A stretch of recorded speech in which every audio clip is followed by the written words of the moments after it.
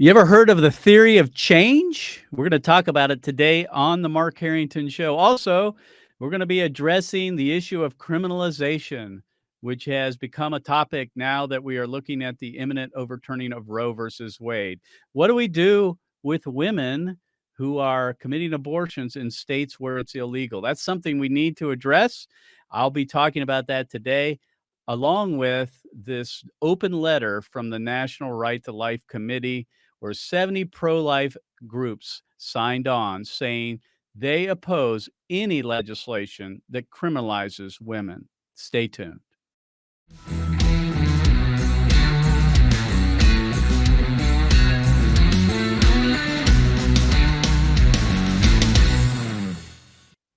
Activist Radio, the Mark Harrington Show is brought to you by Created Equal, and you can support the ministry and the radio program by going to createdequal.org. Just click on the donate link.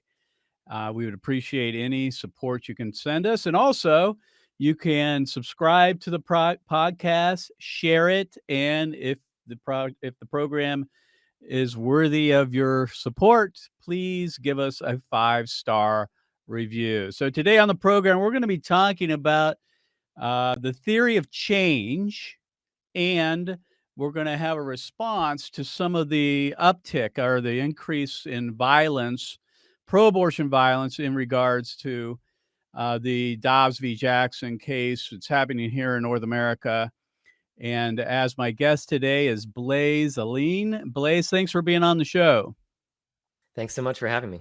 Well, I wanted to have you on since we were together in New York City just a while back. First time I had met you and heard about you a lot. Of course, our interns love to sit around and hear your war stories from Canada, because Canada's a little different than America when it comes to the pro-life issue and the movement. We've got a lot better here. I guess better is relative in the sense that our laws are moving in the right direction.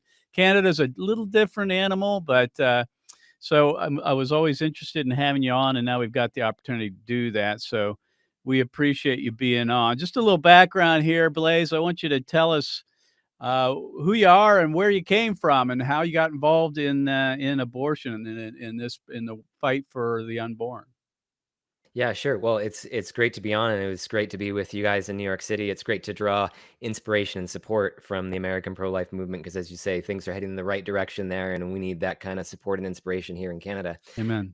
I grew up pro-life by default. I'm a Catholic. It was when I was 11 that I first saw abortion victim photography driving down the street with my family.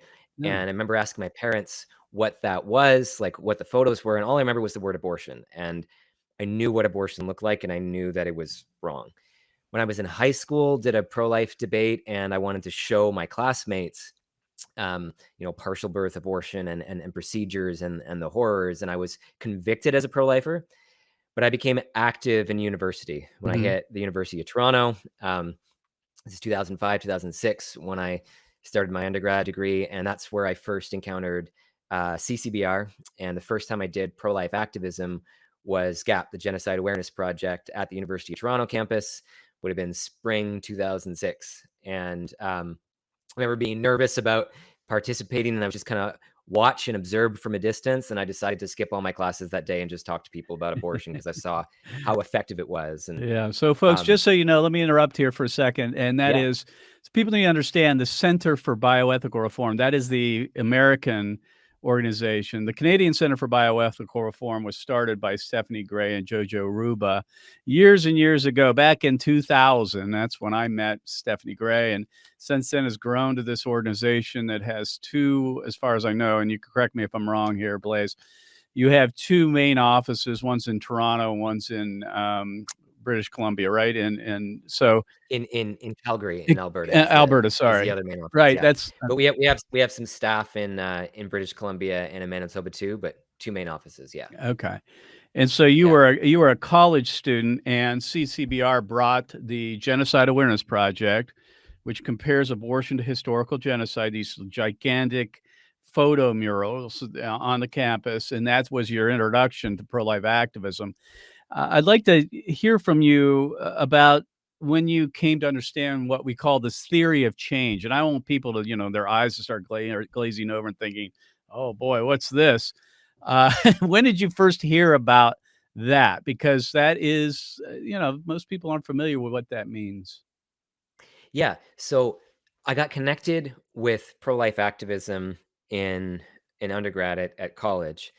CCBR started in 2001. In 2011, CCBR launched an End the Killing plan. It was Mhm. inspired by CBR in the US to bring abortion victim photography, and by Scott Klusendorf from the Life Training Institute to bring human rights apologetics. And the End the Killing plan Mhm. is a plan in Canada to systematically bring those two things, the human rights apologetics and abortion victim photography, Mhm. across the entire country. So I was inspired as a volunteer here in Toronto to see this approach, like working backwards from that goal. If we want to have an abortion-free Canada, we need to make abortion unthinkable. If we want to make abortion unthinkable, we need to reach everyone with the photos and everyone with the apologetics.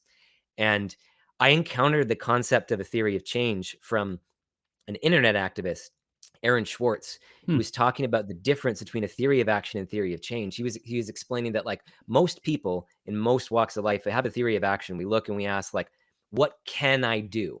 Right? Try and Yeah. work forwards. Right. Theory of change is like, what must be done? What's the goal? Yeah. And work backwards from that. And I saw that in what CCBR was doing. I'm like, that's theory of change thinking. That's vision driven strategy. And that's the thing I think we need to take a moment here and kind of unpack a little bit because it may have this title, theory of change, but the notion is this: that you take the goal, which is to make abortion unthinkable in Canada or in America, make it illegal. Of course, you have to make it unthinkable first, and you work backwards, thinking, okay, how do we achieve that goal, right? Rather than say an activist like myself saying, what can I do? What talents and gifts might I lend to this cause, and then go do it. Greg Exactly. Greg Cunningham used to do it this way. He used to say it this way: we didn't have the term theory of change, but he would always say to me, "Mark, we need to do what most needs to be done, not what we most want to do." And I thought that is Mhm. really nailing it because I think, unfortunately, there are a lot of us who want to do what we want to do. I mean, and in some ways, there's nothing wrong with that. We want to use our gifts, but if those things don't actually bring change, that's not a strategy for victory. Yeah, yeah, exactly. And CCBR didn't have the language of theory of change either, but it had that kind of Greg Cunningham thinking and vision Right, of just being driven by what must be done. I'll, right. I'll give you one example of this from Toronto. A friend of mine, Talia, she did an internship with CCBR, so a summer doing pro-life work, and then she went back to her university campus, Ryerson University in downtown Toronto, and she was trying to find other pro-lifers who would make abortion unthinkable on campus. And there were some other pro-lifers who wanted to hand out pro-life pens or, get a Yeah, pro-life club or something, but cupcakes. right? But she was focused on, okay, what has to be done? And she's like, I need to make abortion impossible to ignore. I need to Yes, bring the photos and the apologetics. right. So working backwards from the goal, she was like, I don't need 10, 20 Ryerson students. I just need enough people to get started, right? So it changed her course of action because she was driven by what had to be done. And we turned that campus upside down in the course of a couple weeks by bringing regular abortion victim photography there. She went and found help from us at the University of Toronto, from people at CCBR and other organizations. And like it gives you a different answer when you're focused on what we have to do rather than just what's available to us right now or what Right, what that's can we a do. it's so profound, yet I think missed by so many activists. They don't think this way. They just don't think strategically, they don't think tactically. There are very few in the world that I can point to that get this. I think this is key. My wife put it this way. When I began the pro-life work that I was doing, she goes, "Well, Mark, you can do a lot of things. You can be a speaker, writer, blogger, nothing wrong with that. But what most needs to be done?"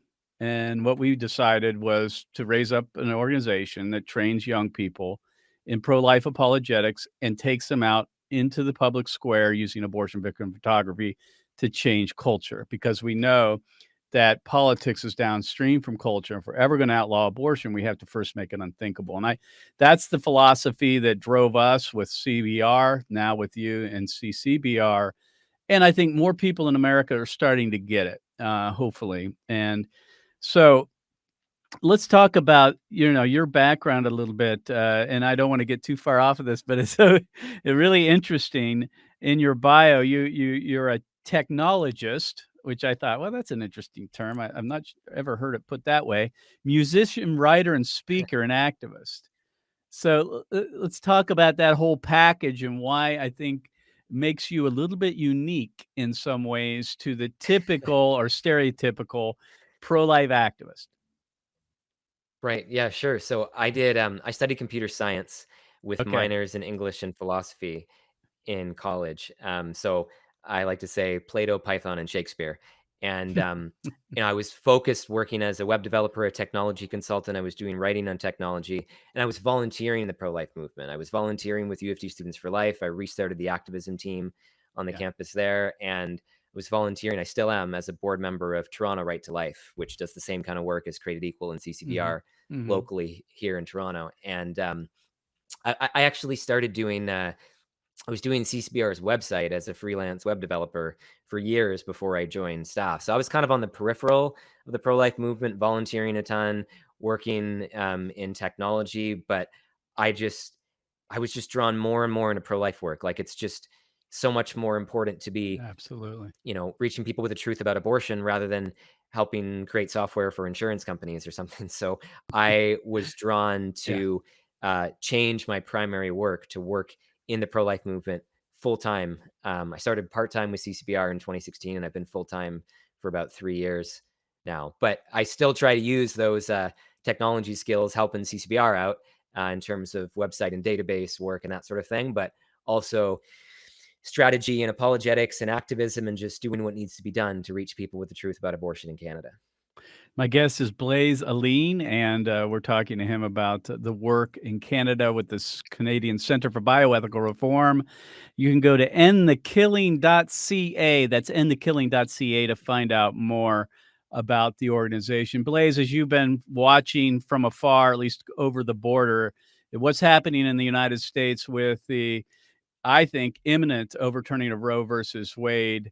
Uh, how does that impact you guys up there? I've been thinking about that lately, and the world, I guess. We don't really know for sure, but how does it impact the work you're doing?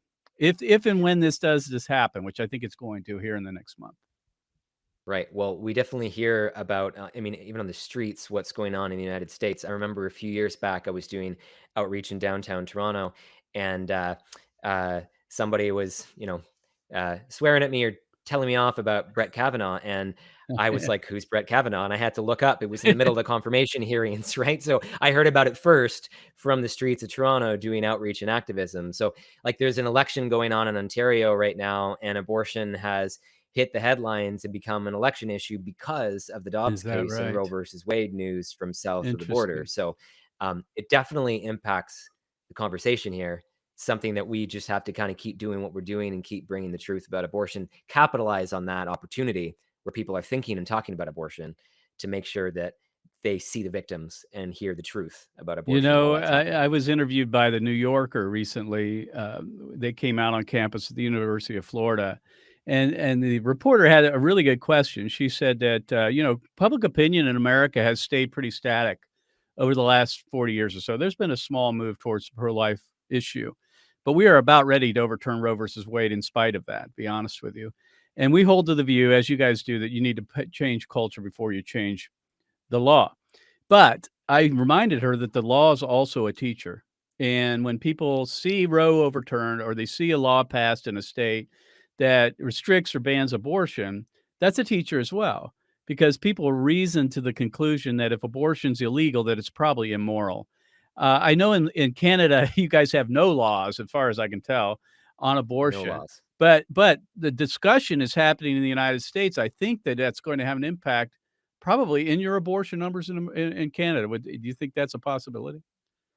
I think it's a possibility. I mean, like, it's definitely impacting the public conversation. I think there's Mhm. a lot of work to be done. We focus on changing the culture, like Created Equal, but we work with political partners that are working on trying to change the law. Most Canadians support abortion, but 3/4 of Canadians have no idea What that it we have is. no laws Yeah. on abortion. Well, they think it's restricted in the second or third trimester. Most Canadians are uncomfortable with late-term abortions. So there are opportunities for incremental pro-life laws in Canada to kind of catch up to the US, and a lot of hard work to be done here still, but we draw inspiration from what's going on south of the border, that decades of this kind of persistent work can make this kind of impact. Yeah, let's talk about what you're doing in Canada. I think it's highly impressive the way that you guys go about your work. You document it. You're constantly, kind of measuring and figuring out what works best. If you would share some of the tactics that you guys use in Canada, we use some of them here, and the effects that you've seen. Yeah, sure. So, first of all, I still feel like a bit of a CCBR fanboy. I was a volunteer on the outside for 10 years, and I was just so inspired by the work CCBR was doing. That's what led me to join staff. So it feels weird, talking about CCBR. I'm still such a fan. But the reason I'm such a fan, with that theory of change thinking, working backwards from the goal, it's like all the way from the vision all the way down to every concrete action you take. You're mapping out a path. So by the time you're doing anything, it's on a path to the goal, and you can measure that to see if it's actually working. So, for example, in 2015, before I joined staff, I was attending a CCBR crash course, and I asked my now colleague Jonathan Van Maren, I'm like, okay, I know the photos work, I've seen them work, I've heard the stories, but like the plural of anecdote isn't data. How do we know it works at scale? And he says, stay tuned, because CCBR had just hired a polling firm to conduct before and after polling on the effects on public opinion of abortion victim photography. And we found that up to 67% of people who see the photos report increased negative feelings on abortion, right? And that's what we're measuring, not like if they like us, but what they think about abortion. Right. So constantly measuring, constantly trying to figure out what do we need to do to shift public opinion And at in every in step of the in way. Canada, do you guys still within the pro-life movement, an in-house debate over victim photography and the effectiveness of it? Is that kind of a that debate's long ago and far away? Because in the United States, it's no longer really a debate. There are people that don't use them, of course, but for other reasons, I would say. But is that kind of a still an in-house disagreement within a lot of the pro-life movement up there, or no? I think it has changed a lot because of the work of CCBR. So, like 15 years back, when I first connected to CCBR, abortion victim photography was a lot more controversial, and some of Mhm. my colleagues would describe CCBR as sort of being the outlaws of the pro-life movement at the time. But CCBR has Yeah, mainstreamed abortion victim photography, and we've shown through, especially the last decade of the End the Killing plan, like all the testimonies, the growth, the young people getting involved, and um, you know.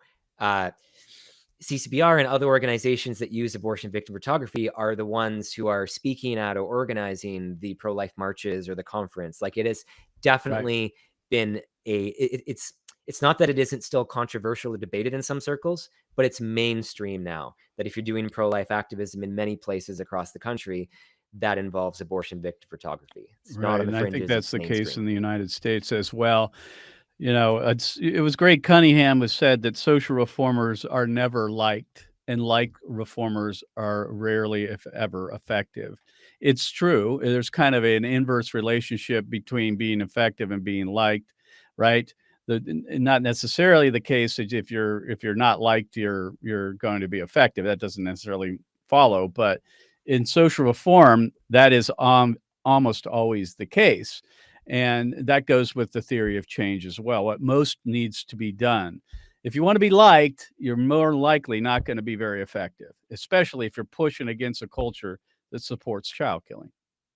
Yeah, and you have to be measuring the right things, right? So, there were focus groups done by some other Canadian pro-life groups several years back about different pro-life messaging, and it was like, what do you think about the organization? And like, if you understand social reform like Greg Cunningham does, it's the wrong question to be asking, right? When Mhm. CCBR was doing polling, it's what do you think about abortion, and are we Exactly. increasing people's negative feelings on abortion? There's Right. a we were on a our team was on a campus one year. We had been there a year prior, and a student came up and said, last year my friend was there. She was screaming and yelling at you guys, swearing at you. She thought you were the worst. Over the past year, she became pregnant. She couldn't bring herself to have an abortion because of the Exactly. photos, but she still thinks you guys are a-holes, right? And I mean, it's not because Yeah, but she anyone kept her treated baby. her wrong, but she kept her baby, right? So it's a win. It's a win, Exactly. right? I'll take that That's any what we need day. to I'll take measure. that trade-off Exactly. anytime. They can hate me as long as they hate Exactly. abortion. Yeah, exactly, right? So it's like theory of change is measuring the right thing and aiming for the Mhm. right thing. It's not that we're mean to people, but it's that the bottom line is, are the babies alive? Again, I've been speaking to Blaise Alleyne from the Canadian Center for Bioethical Reform. Blaise, thanks for being on the show. Thanks so much for having me. So, friends, I want you to take action today, and here's how you can do it. You can go to markharringtonshow.com, submit a comment or question, and I will bring it up on the air. I can answer your question, read your comment. So go to markharringtonshow.com. You can be part of the program by doing that. Give us some feedback if you would. Also, you can subscribe to the Mark Harrington Show at Radio Activist by going to any of the popular podcasting platforms. You can subscribe to it, share it, and tell everybody you know about it. That's one way to get the message out. And finally, we've been talking about the overturning of Roe versus Wade. And last week, I had Eric Scheidler on the program. We talked about the spontaneous recognition, that is, of the overturning of Roe.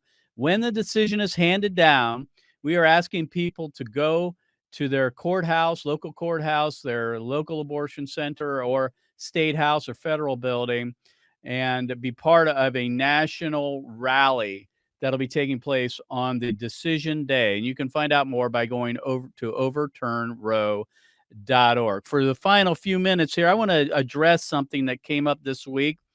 The National Right to Life Committee released an open letter to state lawmakers across America, directing them to exempt women from prosecution of illegal abortions in states that would attempt to outlaw it when Roe is overturned. Well, on the surface of that, it probably doesn't sound like a bad idea. Unfortunately, there were some problems with this letter, and I want to be careful here because a lot of the signers are friends of mine, and we just don't see eye to eye on this per se. I mean, the letter itself, getting out front of this, trying to explain what a post-Roe America would look like when it comes to equal protection and how we treat women and abortionists if they break the law is a discussion we need to have. So the notion of the letter is not a bad idea. I just think they went about it the wrong way. In fact, it almost appears that if you're not pro-life if you don't believe in equal protection and treating the born like the preborn and prosecuting those who commit abortions. And I think that's a mistake. I think there are a lot of people in the movement that disagree with that position, right? I just think that there are a lot of people, and these are people that we can disagree with and be and not be disagreeable. The other thing is that the letter itself relies on very old data, decades old data. I think it's time to kind of research this a little more and find out what it is. Do women really believe they're victims? Are they victims or not? The data that's used in this letter are mostly from the 1980s and 90s. So I think we need to do a little more research into this subject because this is going to be the issue going forward as states move to outlaw abortion. Also, something that's not addressed in the letter, which I think is the elephant in the room for me, and that is the increased use of pill abortions and mail-in abortions and do-it-yourself abortions where women are cutting out the abortionist. There is no abortionist involved for the most part. I mean, they're just mailing these pills to women through a video conference, typically with someone, a physician typically, on the other side, and they're picking them up either at the pharmacy or they're getting them delivered to the home. I think that changes the calculus a whole bunch on this. When 50% of all abortions are done by pill abortions in your own home, delivering a baby into a toilet, there is no abortionist really involved. The woman knows exactly what they're doing, and I think that needs to be addressed. Now, one last thing I do agree with on this letter, and that is abortionists should be held accountable for sure. They know what they're doing. They assemble the instruments on the table. They're more than likely guided by ultrasound to dismember the baby. They are certainly culpable for what they do and should be accountable. That's one thing we can all agree on. The thing we are going to have to think through a little further is, what do we do with those who actually commit the abortions, the women, the parents, and the supporting cast? That's something that needs to be discussed. And unfortunately, I don't think this letter really addresses the complexity of this issue. It basically says women are victims, therefore they should not be criminalized if abortion is made illegal again. I don't think that's an adequate answer. I think the culture is looking for more, and I can tell you that does not fly on college campuses. As someone who travels campuses, I know that isn't going to fly, just saying that women are victims. I'm going to spend more time on this in coming programs because I think it is an issue that we need to be informed on and have a defense for the unborn as we move forward in a post-Roe America. We'll see you next time. God bless you. God bless America. And remember, America, to bless God. You've been listening to Mark Harrington, your radio activist. For more information on how to make a difference for the cause of life, liberty, and justice, go to createdequal.org. To follow Mark, go to markharringtonshow.com. Be sure to tune in next time for your marching orders in the culture war.